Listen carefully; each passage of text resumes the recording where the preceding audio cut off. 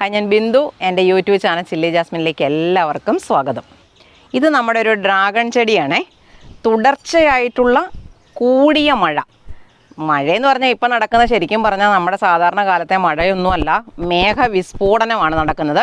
1 മണിക്കൂർ മഴ പെയ്താൽ ഒരു പ്രദേശത്ത് വെള്ളപ്പൊക്കം ഉണ്ടാക്കാൻ കഴിയും, ആ സൈസ് മഴയാണ്. അതുപോലെ വെയിൽ തുടങ്ങിക്കഴിഞ്ഞാൽ ഭയങ്കര ചൂട് കൂടിയ വെയിൽ.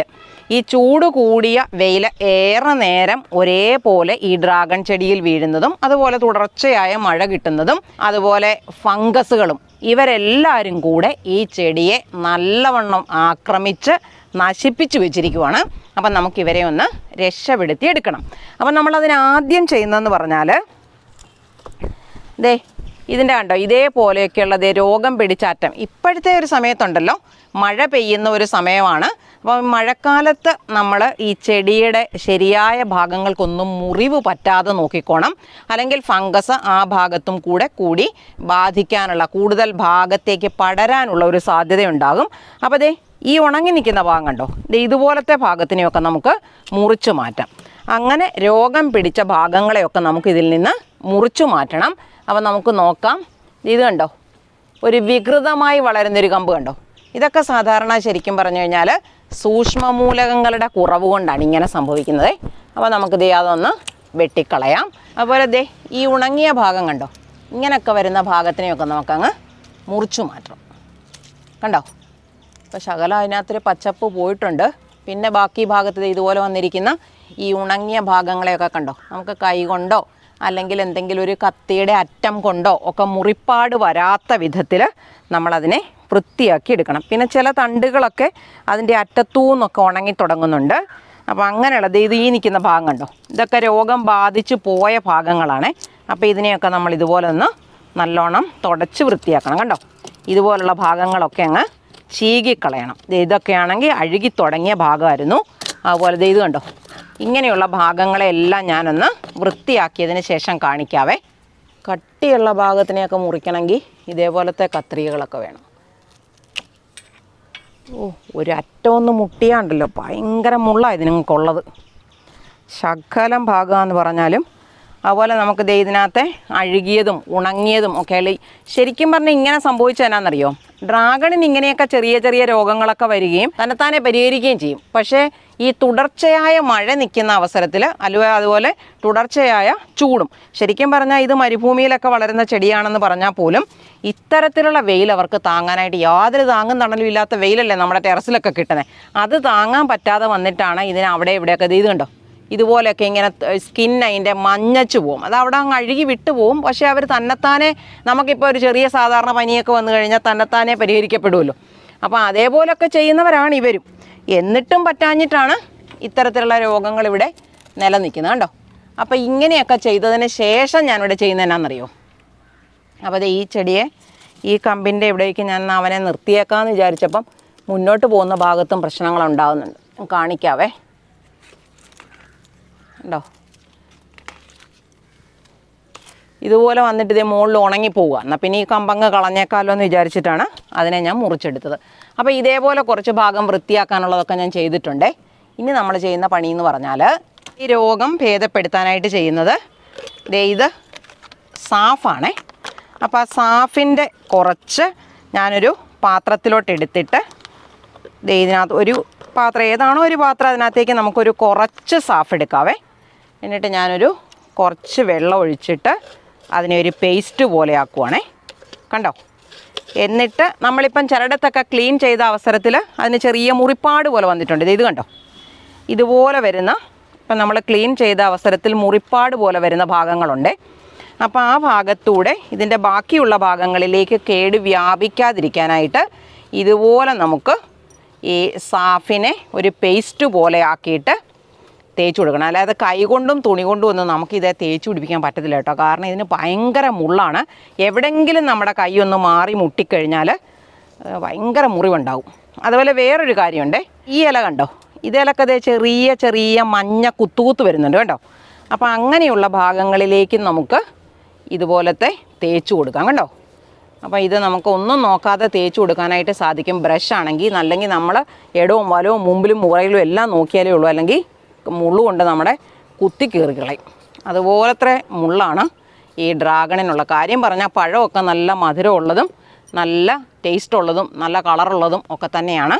പക്ഷേ അതുപോലെ ദേ ഇവിടെ കണ്ടോ, ഈ ചെടിക്ക് അതുപോലെ ദേ ഈ ഭാഗത്തൊക്കെ കണ്ടോ ഇങ്ങനെ ബ്രൗൺ നിറത്തിലുള്ള കുത്തുകുത്തുകൾ വന്നതാണേ. അവിടേക്ക് ഞാൻ ഈ സാഫിനെ ഇതുപോലെ തേച്ച് കൊടുത്തപ്പോൾ എന്തേ മുകളിലോട്ട് വളർന്നിരിക്കുന്നുണ്ടോ, യാതൊരു കേടുമില്ല. അപ്പം നമുക്ക് ഇത്രയും വളർന്ന ഒരു ചെടിയെ നശിപ്പിച്ച് കളയാതെ ഇതേപോലെ ചെയ്തിട്ട് നമുക്ക് രക്ഷപ്പെടുത്തിയെടുക്കാവേ. അപ്പോൾ ഇത് കൂടാതെ നമുക്കൊരു കുറച്ചുകൂടെ കാര്യങ്ങൾ ചെയ്യാനുണ്ട്. അപ്പോൾ ഇതുപോലത്തെ ജോയിൻറ്റിലും മുട്ടിലും ഒക്കെ നമുക്കിങ്ങനെ തേച്ച് കൊടുക്കണം. ഈ ഓരോരോ തണ്ടുകൾ വളരുന്ന ഭാഗങ്ങളുണ്ടല്ലോ, അവിടെയൊക്കെ പറ്റുന്നത്ര നമ്മൾ ഇതേപോലെ തന്നെ ഈ രോഗം വന്നിരിക്കുന്ന അവസ്ഥയിലായതുകൊണ്ട് തേച്ച് കൊടുക്കുന്നതാണ് നല്ലത്. അപ്പം ഞാൻ പറ്റുന്നിടത്തെല്ലാം ഇതേപോലെ ഈ പേസ്റ്റിനെ ചേർത്ത് തേച്ച് വെച്ചിട്ട് ഞാൻ നിങ്ങൾക്ക് കാണിച്ചു തരാവേ. അപ്പം നമ്മൾ ഈ ജോയിൻറ്റുകളിലും അതുപോലെ രോഗം കൂടുതൽ ബാധിച്ചിടത്തും നമ്മൾ ക്ലീൻ ചെയ്തപ്പം മുറിവ് വന്നിടത്തും ശരിക്കും പേസ്റ്റ് പോലെ തന്നെ നമ്മൾ സാഫിനെ കുഴച്ച് തേച്ചിട്ടുണ്ട്. ഇനി നമ്മൾ ചെയ്യുന്നതുകൊണ്ട് അപ്പോൾ എല്ലാ ഭാഗത്തും ഇതേപോലെ പേസ്റ്റ് പോലെ തന്നെ നമുക്ക് കൊണ്ടുപോയി പെയിൻറ്റിങ് ചെയ്യുന്നത് പോലെ ചെയ്യാൻ പറ്റത്തില്ല.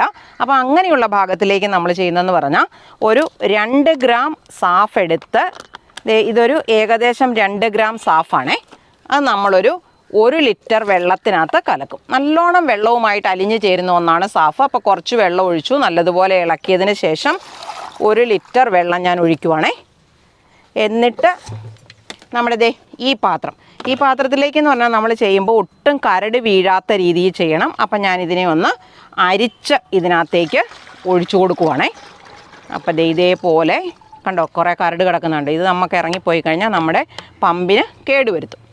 അപ്പം വശത്തിരിക്കുന്ന ഒഴുകിപ്പോകാൻ വേണ്ടി ഞാൻ ചെയ്തതാണേ. ഇനി ഞാൻ ഇത് ഫിറ്റ് ചെയ്തിട്ട് ഇതിനെ പ്രഷറാക്കിയിട്ട് ഞാൻ നിങ്ങൾക്ക് കാണിച്ചു തരാവേ. അപ്പം ഞാൻ ഇതിനകത്ത് പ്രഷർ ചെയ്തിട്ടുണ്ട്. ഇനി നമുക്കിതൊന്ന് നോക്കാം. കണ്ടോ, ഇതേപോലെ ചെടിയുടെ എല്ലാ ഭാഗത്തും ഇത് നമുക്ക് സ്പ്രേ ചെയ്ത് കൊടുക്കാം. 2 ഗ്രാം 1 ലിറ്ററിനകത്ത് നമ്മൾ സ്പ്രേ ചെയ്ത് കലക്കിയെടുത്തിട്ടാണ് ഇതേപോലെ സ്പ്രേ ചെയ്യുന്നത്.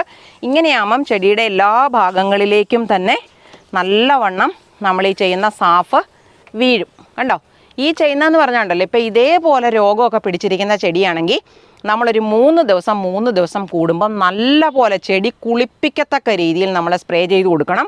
അതുപോലെ ഇനി എങ്ങാനും ഈ ചെടി നഷ്ടപ്പെട്ടു പോയെങ്കിലോ എന്ന് വിചാരിച്ച് ഞാൻ പുതിയ 2 ചെടികൾ ഇതൊരെണ്ണം കണ്ടോ, ആ നല്ലോണം കിളുത്തൊക്കെ തുടങ്ങിയിട്ടുണ്ട്.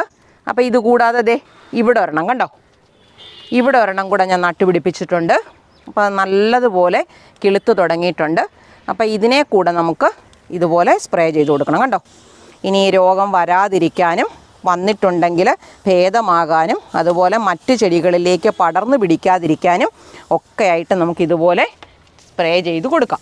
കണ്ടോ, ഈ ചെടി ഇതുപോലെ തന്നെ നഷ്ടപ്പെട്ടതാണ്. പക്ഷേ അതിൽ നിന്ന് പുതിയ ശിഖരങ്ങൾ ഇത് കണ്ടോ ഇതുപോലൊക്കെ കിളുത്ത് വരുന്നുണ്ട്. അപ്പോൾ ഇതിന് നമ്മൾ നല്ലവണ്ണം ഒരു 3 ദിവസം കൂടുമ്പോൾ സ്പ്രേ ചെയ്ത് കൊടുത്ത് ഇതിൻ്റെ രോഗം നമുക്ക് പരിഹരിച്ചെടുക്കണം. കണ്ടോ, ഇനി ഇത് കൂടാതെ ചെയ്യേണ്ട എന്നാണെന്നറിയോ, ഒരു കാര്യം കൂടെ നമ്മൾ ചെയ്തു കൊടുക്കണം. ഏതായാലും നമ്മൾ ഇവനെ രക്ഷപ്പെടുത്താനായിട്ടുള്ള നോട്ടമാണല്ലോ. അപ്പം നമ്മൾ ചെയ്യുന്നതെന്ന് പറഞ്ഞാൽ, ഇത് നമ്മുടെ ചെടിയല്ലേ, ഇതിൻ്റെ ചുവട്ടിലേക്ക് കുറച്ച് സാഫ്, അപ്പം മഴക്കാലം ആയതുകൊണ്ടാണ് ഞാനിങ്ങനെ സാഫിനെ നേരിട്ടിട്ട് കൊടുക്കുന്നത്. അല്ലെങ്കിൽ സാഫ നല്ലതുപോലെ വെള്ളത്തിനകത്ത് കലക്കിയിട്ട് വേണം ചെടിയുടെ ചുവട്ടിലേക്ക് ഇട്ട് കൊടുക്കാൻ. കണ്ടോ, അപ്പം ഞാൻ ഇങ്ങനെ അങ്ങോട്ട് നല്ലവണ്ണം ചെടിയിലൊക്കെ വീഴത്തക്ക രീതിയിൽ തന്നെ ഇട്ട് കൊടുക്കുവാണേ. അപ്പോൾ ചെറിയ ചെടിയാണ്, ഇപ്പോൾ കായ്കളൊന്നും ഉണ്ടാകുന്ന സമയമല്ല. അതുകൊണ്ട് ഞാൻ ഇതിൻ്റെ ചുവട്ടിലെ മണ്ണിലേക്കും മണ്ണിൽ നിന്നുള്ള രോഗങ്ങൾ പിടിക്കാതിരിക്കാൻ വേണ്ടി ഇങ്ങനെ നമ്മൾ ഇട്ട് കൊടുക്കും. കണ്ടോ, ഇനി ഇതിന് ഭേദമായി പുതിയ നാമ്പുകൾ വന്നു തുടങ്ങുമ്പം ഞാൻ നിങ്ങൾക്ക് കാണിച്ചു തരാവേ. അപ്പം നമ്മൾ ഇവിടുന്ന് പണി തീർത്ത് ഇറങ്ങിപ്പോകുന്നതിന് മുന്നേ ഒരു കാര്യം കൂടെ ചെയ്യാനുണ്ടേ. ഇത് നമ്മളിതേ പാകി മുളപ്പിച്ചിരിക്കുന്ന പയറിൻ്റെ ചെടിയാണേ. അവൻ അത് കണ്ടോ, നമ്മൾ പാകി മുളപ്പിച്ചപ്പോൾ നമ്മുടെ മണ്ണിനകത്ത് കുറച്ച് വളമൊക്കെ ചേർത്തിട്ടാണല്ലോ നമ്മൾ പോട്ടിംഗ് മിക്സ് ഉണ്ടാക്കുന്നത്. അതിൽ നിന്ന് കിട്ടിയ വളത്തിൻ്റെ ഗുണം കൊണ്ടാണ് അവരിത് ഇത്രയും ഏകദേശം ഒരു 1/2 അടി ഉയരം വരെ വന്നിട്ടുണ്ട്. എന്നിട്ടിപ്പം വളർച്ച കുറഞ്ഞു നിൽക്കുവാണേ. ഒരു തുടർച്ചയായ ഒരു ശക്തിയായ വളർച്ചയാണ് ഇവർക്ക് വേണ്ടത്. എങ്കിൽ മാത്രമേ നമ്മൾ ഉദ്ദേശിക്കുന്നത് പോലെ ഫലം ഇവരിൽ നിന്ന് കിട്ടത്തുള്ളൂ. അപ്പോൾ ഇതിനെ ഒന്ന് രക്ഷപ്പെടുത്തിയെടുക്കാൻ വേണ്ടി ഞാൻ ചെയ്യുന്ന പണി കാണിച്ചു തരാവേ. ഇത് ശകലം ജൈവവളമാണേ. അപ്പോൾ അത് ഞാൻ ഈ ചെടിയുടെ ചുവട്ടിലേക്ക്, ഇതിനകത്ത് 3 ചുവടുണ്ട്. അപ്പം ഞാൻ ഇതുപോലെ കുറച്ച് വളം ഇതിനകത്തേക്ക് ഇട്ട് കൊടുത്തു. ഇനി ഞാൻ ചെയ്യുന്നതെന്ന് പറഞ്ഞാൽ, പച്ചക്കറി ചെടികൾ ഏതായാലും നമ്മൾ നട്ടു വളർത്തി കഴിഞ്ഞാൽ അതിൻ്റെ ചോട്ടിൽ എപ്പോഴും നനവും ഈർപ്പവും കിട്ടണം, പക്ഷേ വെള്ളം കെട്ടിക്കിടക്കരുത്. അപ്പോൾ ഇത് ദേ കുറച്ച് ഉണങ്ങിയ ഇലകളാണ്. അപ്പം ഞാൻ ഇതുപോലെ ചെടിയുടെ ചോട്ടിലോട്ട് കുറച്ച് ഉണങ്ങിയ ഇലകളെ ഇട്ട് കൊടുക്കുവാണേ. ഓരോന്നിൻ്റെയും ചോട്ടി നമുക്ക് വേറെ വേറെ ഇട്ട് കൊടുക്കാം. അപ്പോൾ ഇവരുടെ ചൂട് അകന്ന് നിൽക്കുകയും ചെയ്തോളും. അപ്പോൾ ദേ അതുപോലെ കുറച്ചെടുത്ത് ദേ ഇതിൻ്റെ ചോട്ടിക്കൂടെ വെച്ച് കൊടുത്തേ. കണ്ടോ, അതുപോലെ കുറച്ച് ഇവിടെയും കൂടെ വെച്ചു. അപ്പോൾ നമ്മൾ വളവും ഇട്ടു, ഇതുപോലെ ഉണങ്ങിയ ഇലകൾ കൊടുത്തു. അതെന്തിനാണെന്നറിയാമല്ലോ, മൾച്ചിങ്ങിൻ്റെ ഗുണം കിട്ടാൻ വേണ്ടിയിട്ടാണ്. അതുപോലെ കള വളരുന്നത് കുറയാനും. ഇനി നമ്മൾ ചെയ്യുന്നതെന്ന് പറഞ്ഞാൽ ഇത് ദേ ഗ്രോ ബാഗിനകത്ത് ഞാൻ വാരി നിറച്ച് വെക്കുന്ന മണ്ണാണേ. അത് കുറച്ച് ഞാൻ ദേ ഇവിടേക്ക് ഇട്ട് കൊടുക്കുക കേട്ടോ. അപ്പോൾ നമ്മുടെ ചെടിയിലോട്ടൊക്കെ വീഴുന്നുണ്ട്, അപ്പോൾ മാറ്റി കൊടുക്കാം. കണ്ടോ, ഇതുപോലെ ചെടിയുടെ ചുവട്ടിലേക്ക് വെച്ച് കൊടുക്കണം. അപ്പം എന്താ ഇവിടെ മണ്ണ് ഇവിടെയൊക്കെ വന്ന് കണ്ടോ, ഇതുപോലെ നമുക്ക് മണ്ണിട്ട് ഇവരെ അങ്ങോട്ട് മൂടാം. അപ്പം ദേ ഇത് കുറച്ച് ഇവിടെ നമ്മൾ പോട്ടിംഗ് മിക്സ് ഉണ്ടാക്കുന്നത് എങ്ങനെയാണെന്നൊക്കെ ചില്ലി ജാസ്മിൻ പോട്ടിംഗ് മിക്സ് ഒന്ന് അടിച്ചു കൊടുത്താൽ നിങ്ങൾക്ക് കിട്ടും. അങ്ങനെ ഉണ്ടാക്കി വെച്ചിരിക്കുന്ന പോട്ടിംഗ് മിക്സാണ് ഞാൻ എപ്പോഴും ടെറസിൽ ഇട്ട് കൊടുക്കുന്നത്. അല്ലാതെ മണ്ണ് നമുക്ക് വാരിക്കൊണ്ട് വരാനുള്ള സൗകര്യം ഇവിടെ ഇല്ല. ഇനിയിപ്പം എന്തേ ഈ പണി നമ്മൾ ചെയ്തില്ലേ, അടുത്ത ദിവസത്തെ നമ്മുടെ വീഡിയോയ്ക്ക് കയറുമ്പം ഞാൻ കാണിച്ചു തരാം ഇവർക്കുണ്ടായിരിക്കുന്ന വളർച്ചയിലെ വ്യത്യാസം. ഇത് നമ്മൾ കഴിഞ്ഞ ദിവസം പോളിനേഷൻ നടത്തി കൊടുത്ത മത്തയാണേ. കണ്ടോ, മത്ത അത് പിടിച്ചിട്ടുണ്ട്. ഇനി കീടങ്ങളുടെ ആക്രമണം വരാതിരിക്കാൻ നമ്മൾ കവറിട്ട് മൂടി സൂക്ഷിച്ചാൽ മതി. ഇപ്പോൾ ടെറസിലാകുമ്പോൾ നമുക്ക് കരിയിലയോ അങ്ങനെയൊന്നും ഇട്ട് മൂടാനായിട്ട് പറ്റത്തില്ല.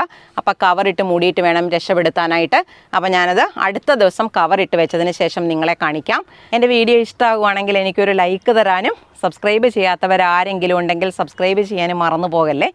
ഇതേപോലെ ഉപകാരപ്രദമായ മറ്റൊരു വീഡിയോയുമായി നമുക്ക് അടുത്ത ദിവസം വീണ്ടും കാണാം.